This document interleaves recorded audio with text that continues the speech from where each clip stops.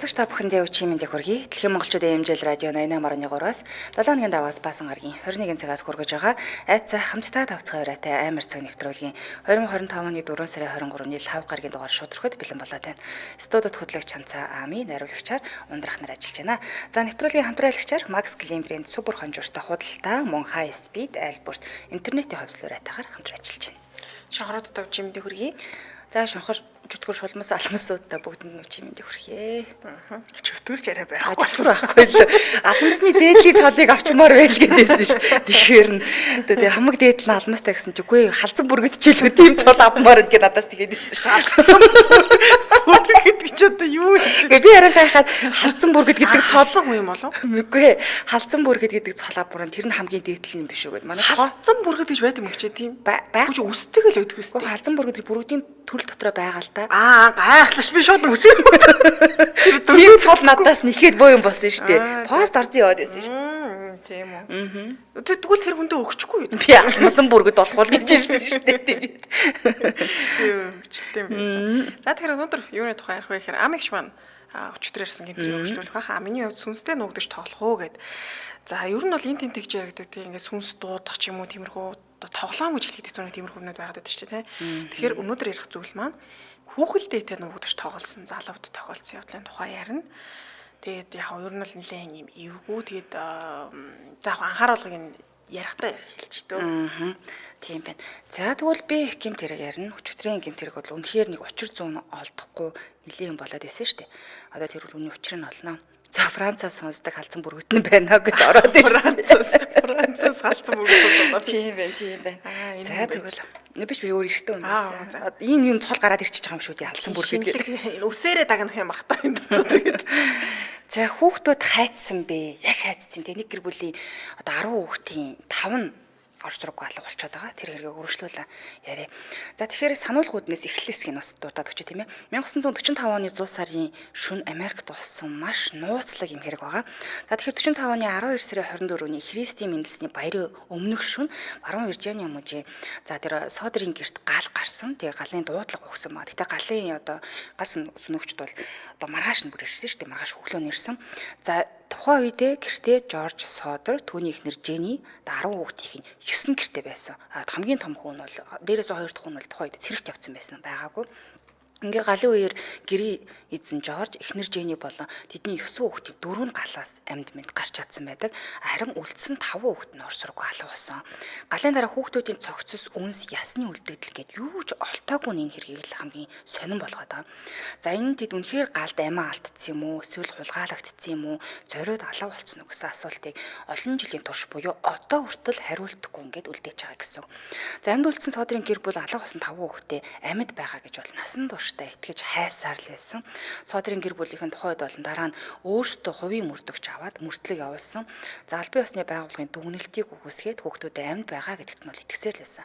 Гэхдээ энэ хэрэг одоо хүртэл шийдэгдээгүй. Тэгээ Америкийн түүхэнд хамгийн тайлгдаагүй хэрэгүүдийн нэгэ гэж тооцогддог байгаа. За тэгэхээр нэгдүгээр хэсэг нь бол маргааш өчтөр биш ээ. Өчтөр ярьсан учраас сонсож байгаа тийм ээ. За ингээд гэрт гал гарахад нөгөө дээдлийн давхарт нь унтчихсан 5 хүүхдээ аврах гад доороос нь дууцсан боловч сонсоогүй. Тэгээд гэрээс нь дээшээ гарах гэсэн нөгөө гэрийнхэн шатанд хэрчгтэй шатаад дууссан байсан шүү дээ. За тэгвэл гадна талаас нь ингээ орё гэдгсэн чинь гэрийнх нь утсын салгаа ийдсэн байсан. Дээрээс нь гадаа байрлуулдаг шатан байхгүй болцсон байсан. За тэгээд одоо энэ Жорж өөрийнх нь барьдаг ажилдаа хэрэгэлдэг машин хүртэл байхгүй хойлоо эвдэрсэн байсан тийм ээ. За ингээд албан ёсны мөрдлөг ба шүүхийн асуудал ингэж үүсч эхэлсэн. Тэгэхээр Фитвелийн галын анги галын шалтгааныг цахилгааны гэмтэл гэж анх бол дүнсэн байна. Гэсэн ч гэр бүлийнхэн гал гарсан шалтгаанд юусоо итгээгүй галын дараа 5 хүүхдийн альныхан ч уул мөр олдоогүй учраас хулгайлагдсан юм байна гэж үтсэн байна. Гэтэ гал гарч байгаа гэрээс яаж тэдрийг аваа гарсан юм бол гэдэг нь сонио. Ингээд Жорж болон Жени аав ээж хоёр нь хувийн мөрдөгч хөлсөлсөн. Улс орон даяар хайгуул эрэл хайгуул хийж эхэлсэн байна. Ингээд шүүхэд хандаад мөрдөн шалгалтын үргэлжлүүлэх хүсэл гаргасан ч гэсэн тий сонирхолтой нь тухайн нутгийн шүүхэд татгалцсан хариу өгсөн. Наа чи ингээд ойлгомжтой хэрэг байж тээ гэж юусоо татгалцсан юм бэлээ. За энэ нь орон нутгийн их баригчид нуун дарагдуулалт хийсэн байж болзошгүй гэсэн сэжгийг улам нэмэгдүүлсэн байна. За ингээд гал гарах үед нь хөршүүд нь хашаа байшингаас нь яг гал гарч яхад нь хулгай хийж байгаа нэг этгээдийг бас баривчилсан байдаг. За тэрээр хулгай ясны өөрөө хүлэн зөвшөөрсөн. За тэгээд нөгөө утасны шугамыг тасалсан хүн твит тэр мөн гэж мэдгдсэн байна. За тэгээд энийгээ би Гэхдээ би наадах чинь цахилгааны шугамл гэж бодсон шүү дээ. Гэтэ энэ гал гарахад ямар ч нөлөөлөөгүй гэдэг мэдүүлэх өгсөн маа. Гэхдээ тэр с ิจ гтэн те хэн байсан? Ямар учраад яагаад тэр айлаа сулгаа ижсэн гал гарч ах те? Яагаад цахилгааны утсыг тасалсан бэ гэдэг ямар ч тодорхойлолт бүртгэл байхгүй. За тэгээд тэр хашааныхын гаднаас блок хулгаалаад тэр хаалга өмнөдийнх нь бариулыг хулгайлж байхдаа тэр байшин шүүн нэвтрээд инженерийн шугамыг таслахыг хүссэн талаараа яагаад гэдгийг ерөөсөө тайлбарлаж хэлээгүй одоо хүртэл учир нь олдоогүй мөлий. За ингээд Жени буюу ээж нь 1968 онд хэрвээ цахилгааны шугамыг тасалсан бол нөхөр болон бусад 4 хүүхдийн хамт гэрээсээ хизээж гарч чадахгүй байх байсан буюу манай гэр бүл тэр чигтээ тэр гал дүртэж нас барих байсан гэж мэдэгдэл хийсэн байдаг. За ингээд Жени хүүхдүүдийн цогцолсны бүх уул мөр гал бүрэн шатсан гэж хэлсэн. Морис буюу гал унтрахаа ингээд ахмад байсан шүү дээ. Морисыг хүлээн зөвшөөрөхөд ер нь бол тэрний дүгнэлтийг хүлээн зөвшөөрөхөд маш хэцүү байсан. За үнсэн дотроос мэдэгдэхээр ягаад гэхээр тэр шатцсан гэрээс үнсэн дотроос болохоор олон гэр ахуйн цахилгаан хэрэгсэл, цагаан тугалга, дээврийн хилтерхийнүүд тал нь шатцсан байдалтай болсон. Гэтэл бүхэл бүтэн 5 хүн олдохгүй байгаа дээ шүү дээ. Ингээд түүнтэй холбогдож байсан орон нутгийн чандралга газрын ажилтан бүр тайлбарлаж өгсөн байна. За цогцыг 200-аас 1000 Цельсийн температурт 2 цагийн турш шатаасан ч гэсэндээ дараа нь хүний яс үлддэгий штэ. Тэгэхээр танаа гэрт гарсан одоо тэр байшинд ч гарсан галаас хамаагүй удаан дээрээс нь маш өндөр хэмээр шатааж ээж хүний яс хүртэл үлддэг. Ягаад танаа хүмүүс яс болтохгүй байгаа юм бэ гэж хэлсэн байна. За зарим хүмүүс болохоор содорын байшин руу дуудлага андуур залгасан хүн буюу нэг эмэгтэй ярьсан штэ тийм ээ. Шүн залгасан 12 цагийн үед тэр хүн галтай холбоотой байж магадгүй гэсэн таамаглал төвшүүлсэн. Гэвч мөрдөн байцаагч дараа нь дуудлага ясан тэр эмэгтэйг олсон юм билээ. Гэхдээ үнэхээр дуудлага одоо андуурч залгасан болохыг баталж чадсан байдаг. За ингээд үйл өнгөрсөн чи үйл басан хэрэг. Хавар ойр тутсан содорынхан бульдозероор авчирсан хөрсөн дээр цэцэг тарьж эхэлсэн юм л да. Хүүхдүүдээ одоо иргэн санах дурсахын тулд тийм ээ. Жени насан туршдаа тэр цэцгүүдэд хайрлаа арчилсан. Нас барах хүртлээ гэсэн. Удалгүй галыг цахилгааны гэмтлээс гараагүй байна. Зориуд гаднаас нь гал тавьсан байна гэдэг нотлох баримтууд гарч ирсэн. Тэгэхээр яасан гэхээр 100 сарын баярын орой Фитвил хотоор дайр өнгөрч байсан автобусны жолооч тэр байшингийнхан гадна талаас зарим хүмүүс байшин руу ийм галт бөмбөг шидэж байхыг нь харсан гэж хэлсэн байна. Тэгэхээр нөх хэдэн сарын дараа цас хайлаад доороос юм гарч ирдэг штэ. Тэр үед нь байшингийн иргэн тойрноос ийм сойзноос жижигхэн хатуу хар ногоон эрзэний бөмбөлөгч зүйлүүд хэд хэдээрээ гарч ирсэн байна. Ингээд Жорж гал гарахын өмнө дээвэр дээр нь хүчтэй нэг юм цохиж байгаа юм шиг чимээ гарсан гэдээ ихнэр нь ярьсан шүү дээ тий. Тэр яриаг эргэж дурсан гутаа энэ зүйл хам боргоцсон бөмбөг, гар гранат эсвэл тулалдаанд ашигладаг өөр ямар нэгэн шатаах төхөөрөмчийг харагдаж байна гэж хэлсэн байна. Тэгэхээр тэр дээвэр дээр нь түгтүггээ зохиод байсан юм гаднаас нь тэр шидэдээс юмнууд бол таарч байгаа. За хожим нь ар гэрийнх нь ганц нөгөөчтийн дүгнэлтээс үл хамааран дээвэр дээрээс эхлээд гал гарсан гэж мэдэгдсэн ч гэсэндээ энийг нь батлах ямар ч боломжгүй болсон байсан бо байшин тэр чигтээ шатаад ингэ дууссан байсан.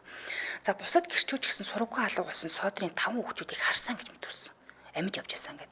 Яагаад гэдгсэн чинь зам дээрээс гал гарч байгааг харж байсан нэг эмэгтэй байшин шатаж байхад хажуугаар нь өнгөрч буй машин суугаад явж байгааг нь харсан гэж хэлж байгаа. Тэгэхээр 5 хүүхэд нь машин цууцсан явж байгааг харсан гэдэг ийм мэдүүлэг гарч ирээд энэ хэргийг бүр ингэж идэрэгтэй болгож эхэлсэн.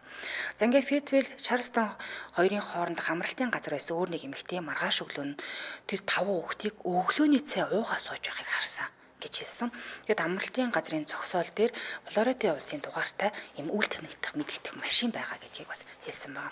За ингээд Содерс энэ хэргийг гэр бүлийн нэмээ аав ээжээр энэ хэргийг шалгахын тулд ойролцоох Гавли Бриж хотоос за SS Tinsley гэх хэмээх хувийн мөрдөн байцаагчийг хөсөлж авсан байна л та. Ингээд Жоржийг тэр Муссолини гэх нэг дарангуулагч байсан шүү дээ. Эсрэг үзэл бодлоос нь бол занал хийсэн даатгалын ажилтан галын осол гэж үзсэн шүүхийн шүүгчдийн бүрэлдэхүүнд байсан гэдгийг Tinsley гэр бүлийнхэнд нь олж мэдгдсэн ба. Энийг бол өмнө мэдээг байсан. За ингээд Фитвилийн эргэн тойронд гарсан цуу ярианы талаар олж мэдсэн. Морис үнсэнд ямар ч үлдэгдэл олоогүй гэж одоо гэр бүлийнхэнд мэдгдсэн ч гэсэндээ хин нэгний зүрхийг олоод төмөр хайрцагт хийж нууцаар булсан гэдэг мэдээлэл гарч ирсэн. За хамтраалагч танилцуулаад үргэлжлүүлье.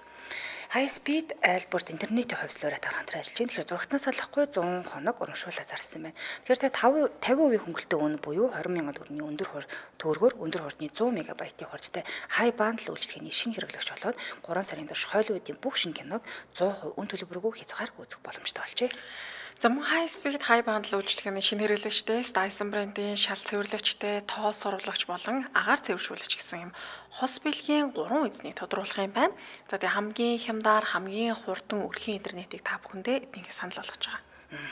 За тэгээд хай бандл үйлчилгээний хэрэглэгчдэд зурагтаа 96 цаг ухрааж үзэх боломжтой болгож байгаа Zoom Movie Box-ыг ухрааж үзэх юм байна.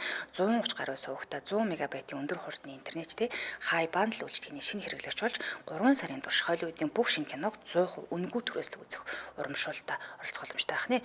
Холбогдох утасны дугаар нь 76 76 9000 76 76 9000 гэсэн дугаар байна. Сошиалыг нь SkyMedia гэж хахаар мэдээлэл гарч ирнэ.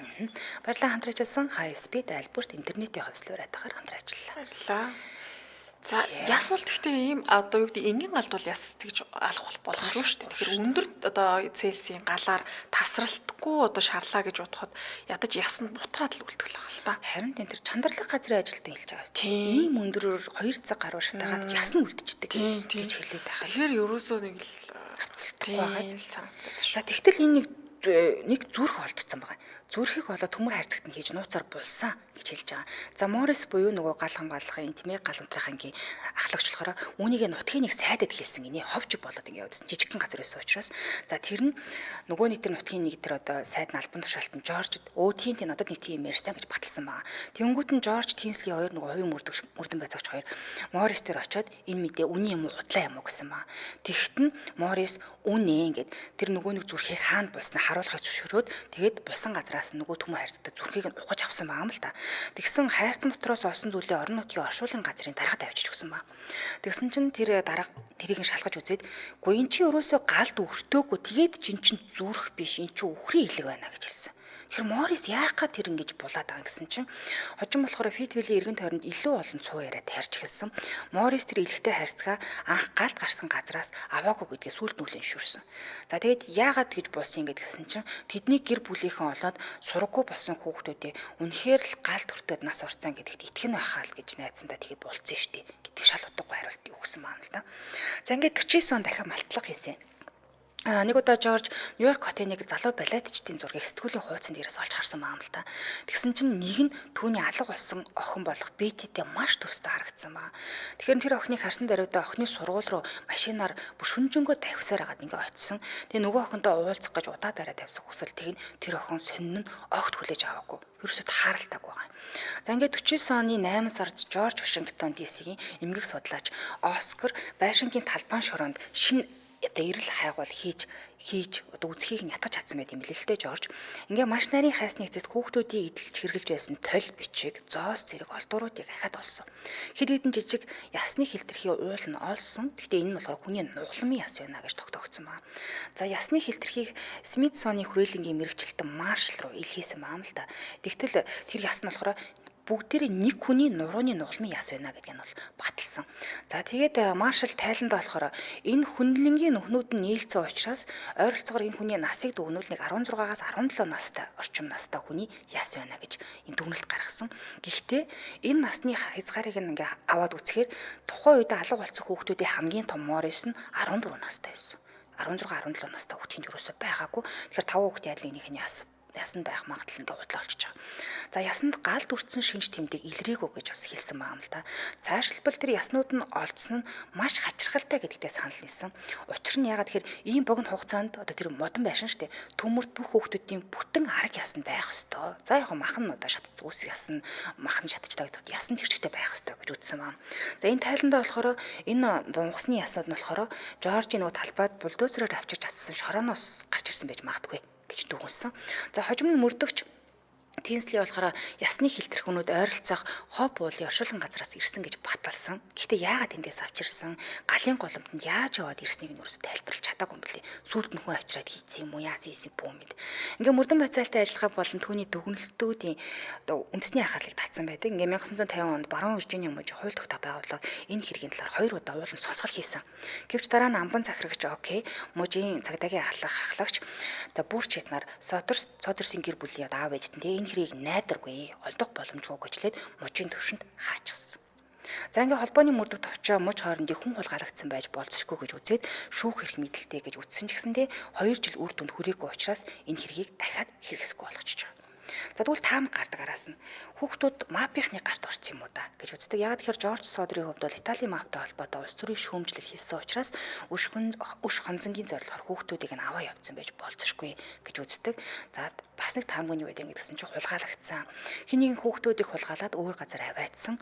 Чичид буудлын нэг ажилтан 5 орчим бага насны хүүхэд хоёр том хүний насан турш том хүний хамт явж ингэж ирж исэн буюу ч хонсон гэж мэдүүлсэн байна. Тэр одоо магадлалтай юм шиг болцсон. За тэгээд дараад нь болохоор аав ээжийнх нь хувьд хүүхдүүдэд амьд байгаа гэдгийг бол насан туршдаа итгэжсэн. Тэдний хүмүүс өргөө тавцсан тий. Эсвэл хин нэг нэрийг нь өөрчлөөд өсгсөн гэх онол олон 10 жилийн турш гарсаар ирсэн. Яагаад гэсэн чинь 1967 онд Jenny Soder нэг одоо их ээж нь гэсэн үг шүү дээ. Үл таних хүнээс зурагтай загтал хүлээж авсан байдаг. Энэ загтал нь болохоор зураг дээрх залуу нь болохоор Хүү Льюис Содертой маш төстэй байсан. Тэр зурагны ард нь хамгийн сонирхолтой нь Льюис Содер I love brother Frank Elil Boys гэж бичингүй те A932 or 35 гэсэн үйл ойлгохдаг бичиг бичээд ингэ болсон байсан. За ингээд Содерийн гэр бүлийнх 1950-ад оноос эхлэн асар том самбар байршуулад хүүхдүүдийн зургийг тэн дээр тавингуудаа бид 5 хүүхдээ хайж байна гэсэн үгтэйгээр тэнд бичсэн байдаг. Энэ самбар Баруун Виржиний мужийн олон жилийн бэлэг тэмдэг болсон. Харин ээж Jenny одоо нас орсныхан дараа энэ самбарыг бол буулгацсан юм билээ. Жорж Содер 1969 онд нас орсон ч гэсэн эхнэр Jenny одоо нас барах хүртлээр бол харт хайшинж өмсдөг, хашаандаа хөшөө босгосон, мөн зурагт самбараа хатгалсаар л байсан. Хүүхдүүд эргэж ирмэж хүлээсээр л байсан. Тэдний тэмцэл олон хүний сэтгэлийг хөдөлгөөд 1990 он хүртэл нээлттэй мөрдлөг үргэлжилсэн ч гэсэндээ одоо хүртэл учир нь олдог байдаг. За тэгвэл сүүлийн үед яг юу исэн бэ гэдгсэн Содрыг үлцэн хүүхдэд болон тэдний өр хүүхдэд өнөөдрийг хүртэл энэ хэргийн үнэн мөнийг олохыг хүсээд одоо хүртэл эрэл хайгуул хийсээр л байгаа.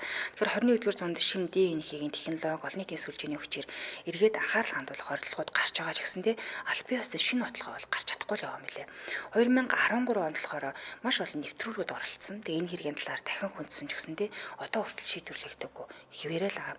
За тэгээд байшингаа хизээч ахиж бариагүй буюу сэргийгээгүй тэгээд тэр шатсан чигт нь байлгасан. Харин энэ газрыг болохоор одоо алдагдсан тийм ээ, амир үтсэн юм уу, алдагдсан юм уу, алга болцсон юм уу, тэр хүүхдүүдийнхээ дурсгалын цэцэрлэг болгон одоо тогтчулсан байт юм байна. Тэдний амьд үлдсэн сүүлчийн бага охин Сили баяр штэ. Тухайн үед маш бага байсан. Ачцэн нарийнхаа хамтар 21-р зуунд энэ хэргийг хэвлэл мэдээллийн хэрэгслэр болон онлайнаар сурталчилж байсан ч гэсэндээ хамгийн бага охин болох Сили нь 2021 онд нас орсон байдаг. За тэр гал гарсан шөнө байшинд байсан нь болохоор түүний хамгийн сүүлийн одоо мухад орсон ч байсан гэж өрөөд урьсан юм бэлээ. Ингээ 2013 онд болохоор газет мэйл болохоор би гэрээсээ гарсан аавтайгаа хамт гарсан хамгийн сүүлчийнх нь хүүхэд байсан гэж ярилцлага өгсөн байлээ. Харин Силивагийн охин 2006 онд болохоор өвөө эмээ нарынхаа түүхийг өхүүлэхгүй, мартагдуулахгүй чадах бүхнээ хийнэ гэж ээжтэй амласан байдаг. За тэгээ хамгийн сүүлд болохоор 22 онд болохоор түүх сувг, түүхийн хамгийн агуу нууцад цувралынхаа одоо нэг хэсэг болгон үйл явдлын талаар дэлгэрэнгүй өгүүлсэн нэг ангийг нэвтрүүлсэн ч гэсэндээ энэ хэргийн учир одоо хүртэл тайлагддаг байна. Хүүхдэл үр харамг хичээрдээ эцэг их нь л үр хүүхдээ олж чадахгүй асар бол нас орсон ба шүү дээ. Энэ 5 хүүхд яг яац юм. Харин тийм үнэхээр учир битүүл юм шүү дээ. Тэгээд ясалтай хүүхэд нь гэж байна. Тэгэхээр амьд л байгаа юм болоо да гэж бодсон. Гэтэ одоо амьд байлаач гэж бодсон. Хамгийн бага нас орсон учраас энэ хүүхдүүд амьд нас орсон байх харгуул болчих юм л та. Нэгд хоёрдоо тэгэхэд мапийн улгаасан байх магадлал нь хамгийн өндөр гинэ. Яа тэгэхээр энэ 5 хүүхдийг занлах хийсэн байх. Хэрвээ аав ээжтэйгээ ч юм уу эргээд холбогдвол гэр бүлэрч одоо хүүс тэмпэрнэ гэдэг ч юм уу. Тийм учраас энэ хүүхдүүд өөрсдөө амьд байгаа энэ тэнд байгаа гэдгээ аав ээжтэй мэддэж чадаагүй явж байсан баха. Тэрнээс бол бүгд ухаан орсон байсан хүүхдүүд учраас аав ээжийг бол танина. Тэгэхээр манайхан өөртөө те одоо төрж байгаа туснаг санал бодолч гэдэг юм те таамгуудаа бас төвшүүлээрэ. За баярлалаа өргөжлүүлэн дараагийн түүх рүү орцгоё. За дараагийн саяны холоор гэмтрэг байсан. Би өнөөдөр сүнсний тухай төвхөлдсөн байгаа. За сүнсний гэхээсээ илүүтэйгээр сүнстэй нуугдаж тоглох уу буюу ганцаараа хүүхэлдээтэй нуугдаж тоглодог тоглоомын тухайар ярихаар бэлдсэн. За тэгээд бас анхааруулад хэлчихье те. Тэгээ яг яаж тоглох талаар нарийн бол хэлэхгүй. Тэг ер нь ийм төрлийн тоглоом тоглоо. За ямар нэгэн болохгүйсэн ч гэсэндээ хүний сэтгэл зүй технологи юм байна л да. Айдастай ганцаар тоглодог учраас тэр иймэрхүү зүйлээр оролдоод бол яах юм. Тэгээд ууг дуух хүн бүр одоо нэг солонгосны гар утастай болохоос өмнө болсон буюу 1990 оны сүүлээр болсон юм байна лээ. Тэгээд тухайн үед ганцаараа хүүхэлдээтэй нуугдаж тоглох явдал ер нь тренд болж байсан юм л дээ. За тэгээд миний ярих түүхтэр Чольсуу, Минсүү гэд хоёр найз гарна. За энэ тоглоомыг биечлэн тоглосон нь Чольсуу, харин Минсүү бол түүний найз нь түүнд тусалсан. За тэгээд Чольсуугийн хувьд ийм төрлийн тоглоом нь тун дуртай, сүнс дууддаг эсэн бүсийн тоглоомоор тоглодог хүүхдсэн юм байна. Тэгвэл тэдгээр тоглоомнууд нь ихэвчлэн ганцаараа биш найзуудтайгаа хийдэг гэсэн болохоор нэг тийм айхтар айж маах зүйлэл байхгүй. Харин одоо хийх гэж байгаа тоглоом нь хүүхэлдээтэй нуугдаж тоглох тоглоом болохоор ганцаараа хийх ёстой байсан учраас залуу жахан айсагнэ. Тэгээ хамгийн дотны найз өөртөө тун ойрхон амьдардаг Минсүү гэдэг найзаасаа тусламжгүй байсан. За ингээд найз Минсүү нь туслахаар болсон юм байна. За чи ингээд туслаарай гэж хэлсэн. Тэгээд залуугийн хувьд гэртээ ганцаараа хүүхэлдээтэй нуугдаж тоглохдоо ингээд бэлдэж хэлсэн. За найздаа ямар ч ямар нэг юм болох юм болж байна. Дээрээ би энэ одоо тоглоомыг ганцаараа тоглох гэж шүү гэж хэлсэн. За ингээд залуу зааварчилгааны дагуу гэрийнхээ бүх гэрлийг унтрааж харин зурагтай асаалтаа үлдэх боломжтой байдаг. Зурагтай асаалтаа үлдээсэн. За тэгээд зааварчилгааны дагуу цуглуулах ёстой зүйлсүүдийг цуглуулад хүүхэлдээгээ бэлэн болгоод ус тогтох боломжтой вайн за эсвэл угаалтуурт ч юм уу тэр хүүхэлдэйг хийж орхих ёстой байдаг гинэ. За тэгээд залууг зааврынхын дагуу нөгөө вайнд ингэж угаалтуурт ус хийж агаад ингээд энэ хүүхэлдэйгээ үлдээсэн. Тэгээд дараа нь цээлжсэн таринаа 3 удаа уншиж нуугдна гэж бодож байсан газартаа амандаа давстаа ус хийгээд нуугдах хэрэгтэй байсан гинэ. За тэгээд залууч зааврын дагуу бүх зүйлсийг хийгээд давстаа ус амандаа балгаад шүүгэнд орж сууж. Тэгээд нуугдахад хамгийн тохиромжтой цагийг оройн 23 цаг 30 минут гэж байсан учраас залуу хүүхэлдэйг өөрийг нь барих хэрэгтэй гэд. За энэ цаг барих ёстой цаг нь одоо нүгний нуугдах тоглох цагийг нэг 30 минут гэж тооцоолсон юм байна л да. За би нэг 30 минут л нуугдаж тоглоё. Тэгээ тэрнээс хоошо бол ингээд энэ тоглоомоо дуусгая гэж хэлсэн. За ингээд зааварчилгааг уншихад 12 цаг хүртэл нуугдсан газартаа байх ёстой гэсэн учраас 12 цаг болтол хүлээхэр болсон. За тэгээд 12 цаг өнгөрөхөд гэрт нь ямар нэгэн сүртэй зүйл болохгүй бол тоглоомоо ном ёсныхан дагуу дуусгаад энэ хүүхэлдэйг бас нэлээд олон шаттай гин л дээ. Тэгээ хамгийн сүүлд нь тэр тоглосон хүүхэлдэйгээ шатаах ёстой гэдэг юм. Тэгжээ шинэ тоглоом бүрэн дуусна. За тэгтээ яг яаж дуусгах талаараа дэлгэрэнгүй яриагуудын угаасаа би ч гэсэн энэ тоглоомоор та идэг нэг тоглоосоо гэж бодохгүй нөө. Тэгэхээр тийм учраас тэр талаар дэлгэрэнгүй ерөөсөө оруулаг байгаа. За дээрэс нь ийм тоглоом нэгэнт л ихлүүлсэн бол буцах ямар ч боломж байхгүй. Тэг ямар тач залуу өөрийгөө хамгаалах үүднээс найз Минсүүдээ хэрвээ намайг давстаа самдаа балгаад нуугдчих хахад гэрт маань хачин зүйл тохиолдоод те болох юм бол би чам руу энэ үсэг мессежээр явуулъя. Нэг үсгэл чамраа мессежээр явуулъя. Чи тэр үед шууд манад ирэн шүү гэж загсан маа. За дээрэс нь залуу найз нь гэрт орж ирэхэд орж иж магадгүй гэж бодоод давстаа ус улаан буурцаг зэргийг бэлдэж өгсөн байсан. Гэрт нь ингээд өө явуулсан гэсэн. За бас гэрийнхээ хаалгыг түгжээгүй найз нь орж иж магадгүй гэд ингээд нээлттэй орхисон. За ингээд залуу гэртээ ганцаараа нуугдаж тоглож байгаа хооронд найз Минсүү найзынхаа мессежийг хүлээнгээ гэртээ зурагт үзээ сууж иж. Тэгээ Минсүүгийн хувьд ийм төрлийн тоглоом ямар ч сонирхол байхгүй, юу н аюултай гэж бодоогүй найзгаа хэлэхэд за ямар тач ойлголоо гэж амын дагуулад орхисон. За ингээд тасралтгүй зурагт үзээд сууж агаад нэрээ цаг гэд харсан чинь оройн 12 цаг 17 минут болж исэн гинэ. Тэгэл сандраал уг найз нь 12 цаг хүртэл тоглоно гэсэн шүү дээ. Тэгэхээр тэрнээс өмнө айсан бол 12:30-аас тоглоом эхэлсэн. 30 минутын хооронд айвал мессеж чинь гэсэн чинь аль хэдийн 17 минут өнгөрцөн байсан учраас сандраад утсаа харсан чинь 20 гаруй мессеж ирсэн байсан гинэ.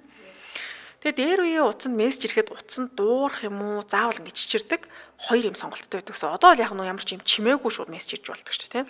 Гэтэл бүхэл бүтэн 20 гаруй мессеж ирэхэд ямар ч чимээ дуулдаг үнэхээр өөрт нь ажилтаа санагдсан юм байна л да. Тэгээ ямар ч тач найзынхаа бэлдэж өгсөн давстаа ус савтай улаан буурцаг зэргийг аваад гэрлүүнд хар урдараа гүйсэн. Тэгээ найзынхаа гэрт очиод гэрийнх нь хаалгыг эвдлэх шахуу түлхээд ингэ нэгэд тотогш орж. Тэгсэн найзынх нь хэлсний дагуу гэрийнх нь бүх гэрэл унтраалтай зурагт насаалт харагдчих. Тэгээ Минсүүгийн хувьд ийм төрлийн сүнстэй тоглоом сайн мэдгүй тэгээ мэдгүй боловч яагаад ч юм ингээд нуруу хүүт таалгам онцгой мэдрэмж найзгаа гэрт оронгууд төрсөн гинэ. За тэгээ яагаад ч юм толгоон дээрээс нь юм дүүрээд ч байгаа юм уу нэг тийм сонин мэдрэмж төрсөн. Тэгээ залуу хэсэг зогсож байснаа нэр найз нь муу юм болсон эсгийг би шалах ёстой штэ гэд. Тэгээ өөрийгөө арай гэж сэргээгээд гуталтайгаа том өрөөрөө гүүж ороод бүх гэрлийг насаагаад авчирсан улаан буурцаг давсаа хаа сайгүй цацаж эхэлсэн маа ингээ эргэн тойрлоо. Ингээд найзынхаа өрөө рүү харсан хаалга нь баг зэрэг нээлттэй харагдаж. Тэгээ залуу чойсуу чи зүгээр үү? Бүх зүйл зүгээр үстэй гэж хашаарч ингээд дотогш орсон. Тэгээ авчирсан давсаа улаан буурцгаа хаа сайгүй цацаж илтээ. Тэгээ чойсуу чи аль гараад ирдэ? Аль чи хаана байна? Гараад ирлээ гэж хашаарч. Тэгсэн яг энэ мөчөд хин нэгэн агааржуулагч асуусан мэт айхтар тийм салхи хажуугаар нь сэвлзээд өнгөрөх мэт сонин мэдрэмж өөртөө төрсөн гинэ. Гэтэ сайхан мэдрэмжүүл ямар тач байгаагүй. За тэгээ залуу цааш явсаар найзынхаа нуугдж байгаа шүүгийг нээж тэгсэн найз чойсон өөрийн мэдлгүй газар сөхрөө суудсан мэгшиж уйлж исэн. Тэгээ залуу найзаагаа сэргээх гэж олон дуудаж бүр хацрыг нь хүртэл алгацсан гинэ. Бүр юус ямар ч өөрийн гэсэн ухаангүй. Тэгээ байдлыг нь ажиглах нэ бүр ингээд нус нулимсандаа хойлолтсон бүр өмнөдөө хүртэл шийдсэн байсан. Тэгээ залууч найзаагаа ийм байгааг бүр анх удаа харсан учраас өөрөө ч гэсэн шоконд ор найзгаа яахаа мэдэхгүй ингээд ширтэж суусмаа. Тэгсэн найз нь уйлсаар хөлнөөс нь зураад хүүхэлдэй гэж хэлж. За энэ үед залуу яагаад ч юм өөрт нь ингээд ийм уур бухимдал төрсөн гинэ. Түүний ийм мэдрэмжүүд өгдөг шүү дээ. Тэгсэн яг ямар шалтгаантай мэдгүй саяны хүртэл зүгээрээс гинтхэн уур нь хүрээд хүүхэлдэй яасан гэж. Хүүхэлдэй чи хаана вэ гэж найзаас асууж. Тэгсэн айсан найз нь чичирсээр ариун цэврийн өрөө рүү хуруугаараа заасан. За ингээд залуу галт тогооноос ялхар уут аваад шууд ариун цэврийн өрөө рүү орж газар хэвтэх хүүхэлдэйг уг нь угаалт урт үлдээсэн байсан шүү дээ. Тэгсэн энэ хүүхэлдэй газар туунсан байсан маа. Тэгээ газараас аваад уут нь тэгээд барилгын дээвэр рүү ганцаараа гүйж гарсан.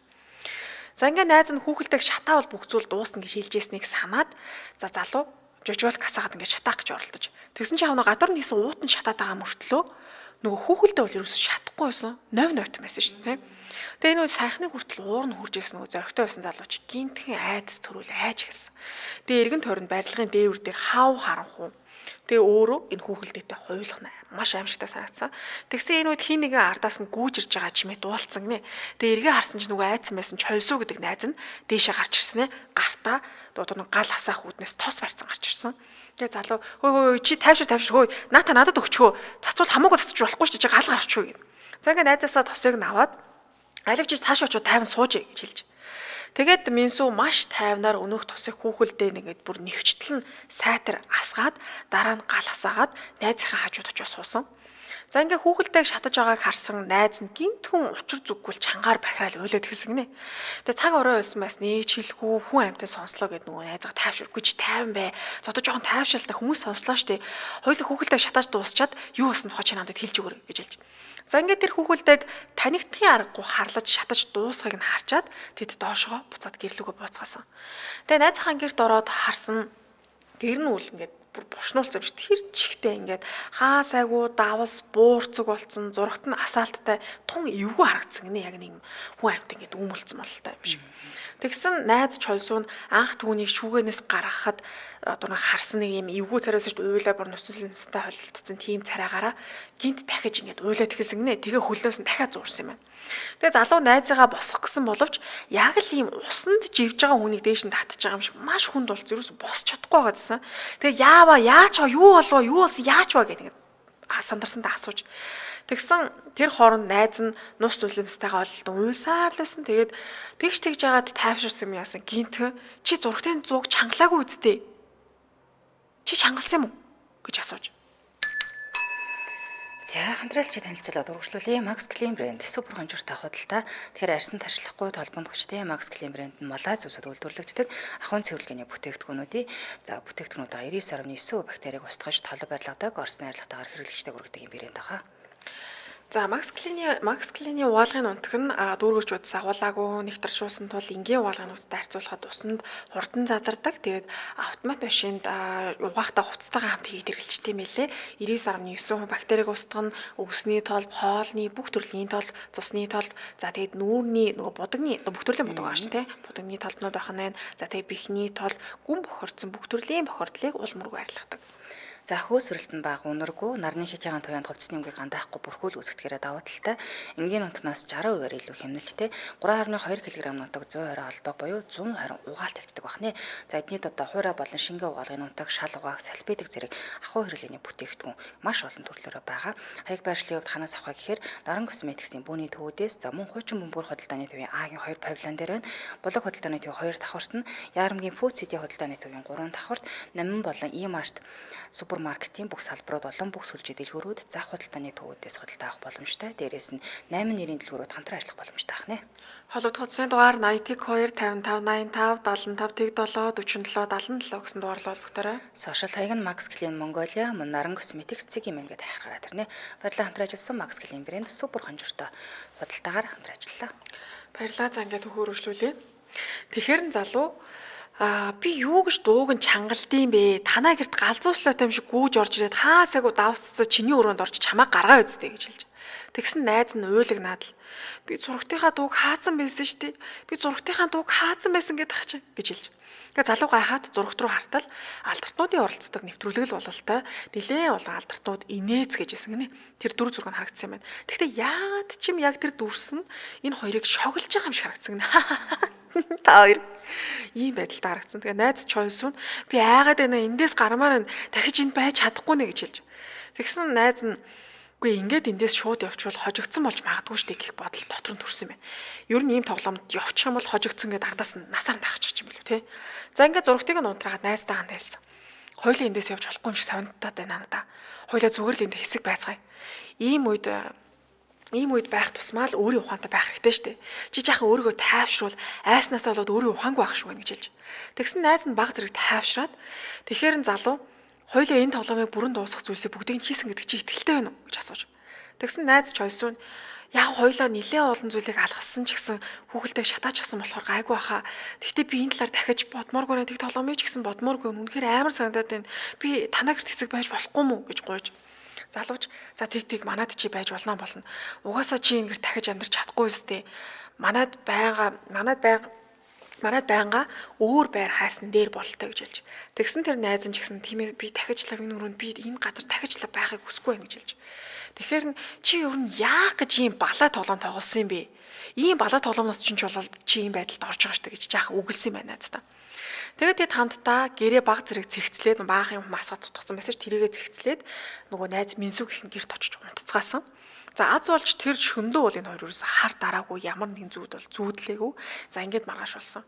Хоёлаа хүүхэлдээтэй нуугдаж тоглох тоглоомыг гайгүй дуусгаж чадсан болтой гэж хоорондоо ярьсан. За тэгээ Минсү найзаасаа ингээд чи тэр хүүхэлдээг усанд хийх ёстой үстэй гэж асууж. Тэгсэн найз нь ааха би ариун цэвэр өрөөний угаалтурд ус түргээд хүүхэлдээг хийж орхисон гэж хэлж. За гэвч залууг нөгөө найзынхаа гэрт очиод ариун цэвэр өрөөнөөс хүүхэлдээг авахд угаалтурнаас доошоо газар унтсан байсан шүү дээ. За гэхдээ залуу энэ талаар бол найзтай хэлээгүй ингээ хэлчих юм бол бүр айч шүү дээ. Энэ тоглоомыг гол тоглосон хүн юм чинь. Тийм учраас чимээгүй өнгөрсөн. За тэгтээ дотроо бол за иймэрхүү тоглоом бол ер нь эвгүй байдаг юм байна да. Үнэн байдаг юм байна да гэж бодсон. За тэгээд үргэлжлүүлэн найзаасаа чи намайг очихоос өмнө юу болсон талаар надад хэлж болох уу? Яагаад тэгж хайсан байснаа тайлбарлал та гэж хэлж. Тэгсэн гинтхэн найз нь гарнаас нь татснаа. Чи намайг ир гэж хэлэхэд тэр ирэх гэсэн цагаас өмнө ирээд надаар тоглоагүй үсттэй. Чи намайг шоглоогүй үсттэй гэж гинтгэн нухацтайгаар асуусан байна. Тэгээ залуу үгүй яг би чамаас уушлах гуймаар байгаа зүйл байх нь байгаа л да. Чамайг мессеж хийхэд шууд гүйж очно гэж найз намсан штэ. Гэхдээ нилээн оройтой чам руу очсондоо жоохон гимшсэн уучлаарай. Гэхдээ би өөр ямар нэгэн тоглоом шоглоом бол би ерөөсөж хамаар хийгээгүй шүү. Мессеж хараад би шууд танах руу явсан. Тэгээд гүүж ороод цаг харахад оройн 12 цаг 25 минут болж исэн гэж хэлж. Бас чиний явуулсан мессежний чимээ надад ерөөсө дуулдаагүй. Уг нь заавал мессеж ирэх юм бол чичрэх юм уу дуу сонсогддог гэсэн чинь надад дуулдаагүй гэж хэлсэн. За тэгсэн энэ тоглоомыг тоглосон найз нь гүнзгий санаа алдаад за тийм бол би чамд тэр үед юу болсон тухай ярьж өгье гэж. Одоо тэгэхээр энэ тоглоомыг тоглосон залуугийн өнцгөөс нь яриагаар үргэлжлүүлье.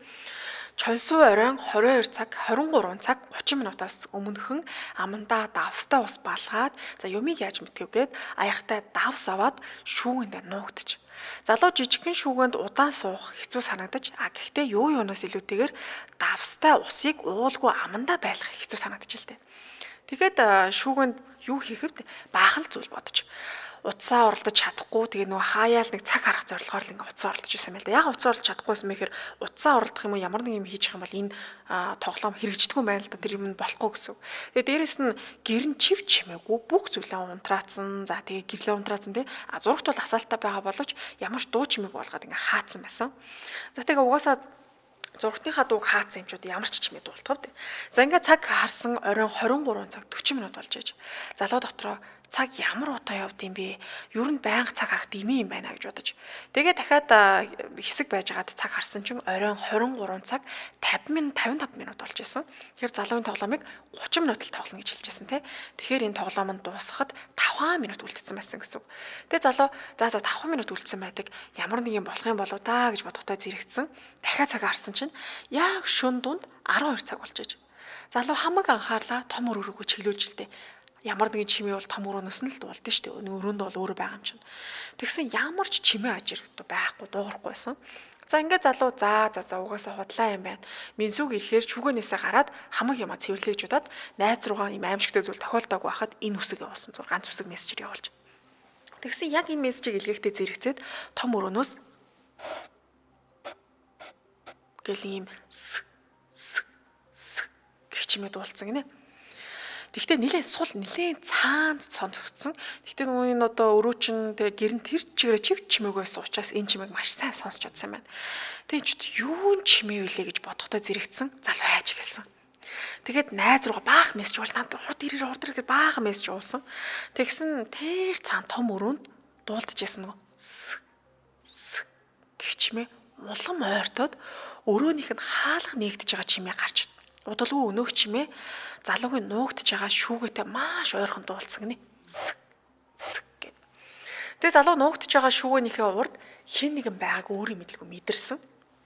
Тэгтээ нэг юм календар гардаг штэ тий аимшигтай юм хажууд ингээ ирчихээр бүр ингээ амьсгалж байгаа чимээ хүний бүр зүрх цохилж байгаа чимээ хүртэл сонсогдоод баригдчихгүй гэдгээс айдэн штэ. Тэг яг тэгээд яна миний зүрхний чимээ хүртэл сонсогдчихгүй гэхээс айгаад ингээ аль болох өөрийгөө тайвшруулаад чимээгүй байхыг хичээсэн юм байна. Тэгээд дотроо яав гарах уу? Эндээ байсан дээр юм болов? Яав гардыг юм болов гэж баг бүрдөө эсэн бусын зүйл бодогдсон айсан хүн. Тэгсэн гаднаас муу зөөлөгч бүр айцсан байж тээ. Алуу гараад ирэлтээ. Юунд айсан хөөй гэж нөгөө гэрт нэрж аврах хэрэгтэй байсан найзах нь хоолоо сонсогдож. Тэгээ шүүгэн дотор байсан чойсуу найз нь өөрөө тоглосонд уур нь хүрээд амандаа балгасан усаа шууд нулимаад чи одоо арай манад хизээ ирсэн гэж шүүгэнээсээ гарч. Тэгсэн шүүгэнийх нь гадаа хинч байгаагүй. Бүр өрөөнийх нь хаалга хүртэл хаалттай байсан ба. Хаалга нэгдэж чимээд болцсон шүү дээ. Залуу шүүгэнээс гарах яг тэр мөчөд том өрөөнөөс хин нэг өөрийнх нь өрөөрөө гүйжиж байгаа чимээд болцсон гэнэ. Баш хурдтай гүйж байгаа чимээ. Тэгээ залуу бушуухан шүүгээргөө буцаж ороод хаалга дахиад хаагаад өргөж. Тэгээ залуу сая юу хийсэн бэ? Юу хийсэн болов гэж бодохдоо зэрэгцээд өөрийн мэдлгүй ухаан алдаад унчиж. Тэгээд нэг сэрсэн чинь нөгөө найз минсүү нь ороод ирсэн хатрыг наалгацсан. Хүүе сэрээч чи юу болчих вэ гэдээ орлоо зогсчихсан. За энэ явдлаас хойш Аз болж чолсуугийн герт ямар нэгэн зүйл болоогүй байна. Тэр найзынхаа герт 5 хоноод дараа нь өөрийнхөө герт найзтайгаа хамт 5 хоног бас нэлээд удаан байсан гинэ. Тэгэхэд бол ямар нэгэн зүйл мэдрэгдэх ч юм уу онцгой зүйл бол байгаагүй. Тэгээ хоёр найз хүүхэлдээтэй нуугдаж тоглосон байранд хэсэг байхад болоо ямар нэгэн зүйл болоогүй учраас за энэ тоглоомыг хоёул амжилтаа дуусгаж чадсан юм байна да гэж бодоод азтай юмаа гэд ингээд энэ түүх маань өндөрлсөн байна. Бурхан минь тэр найзынхын гэрт тагаад очсон байх уу гэж бодчихлаа. Харин тийм энэ яг үнэхээр боддоор байдаг тоглоом байлээ. Тэгээ энийгээр бол тоглоод димээ би яг тоглосон хүмүүс их нэлээ олон сэтгэлүүдийг уншиж үзсэн чинь дийлхэн дандаа төгсгөлт нь нөгөө тоглоом нь энэ тэнд унтсан юм алга болцсон байсан гэж байгаа байхгүй. Жишээлбэл ариун цэвэр өрөөнд байлаа гэхэд энэ залуу тоглоод газар унтсан байсан шүү дээ. Өөр газар тавьсан байлаа гэхэд ямар нэгэн газар ингээд хөдөлсөн байсан.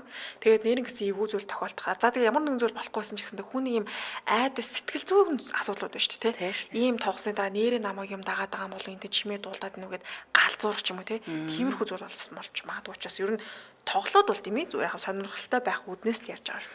Ер нь нэг иймэрхүү юм тийм ээ те. Сүнсүүд тийм ээ. Манайгаж бас ярим сүнсүүдээр харчмаар ингээд тэр хүсээд байх юм ерөөсөө биш. Тийм ээ иймэрхүү маань оролдож битээр одоо ийм нэвтрүүлэг хөтэлдэг ч гэсэн ерөөс тийм бол сонирхдаг шүү дээ. Тий хараад нэг уулзаад хараад юмаргүй л шүү тийм ээ харахгүй л амьдсан. Зя баярлалаа түргээ нэвтрүүлэг өндөрлөө. Студид хөтлөгч Чанцаа амийн найруулагчаар ундрах нар ажиллалаа. Нэвтрүүлгийн хамтраалагчаар Max Clean брэнд супер хонжортой худалдаа мөн HSP дайлбарт интернетийн хавцлаараа хамтар ажиллалаа. Үргэлжлүүлэн томчуудын шууд нэвтрүүлэг авлаа сонсороо түр баяртай. Баярлалаа. Баярлалаа.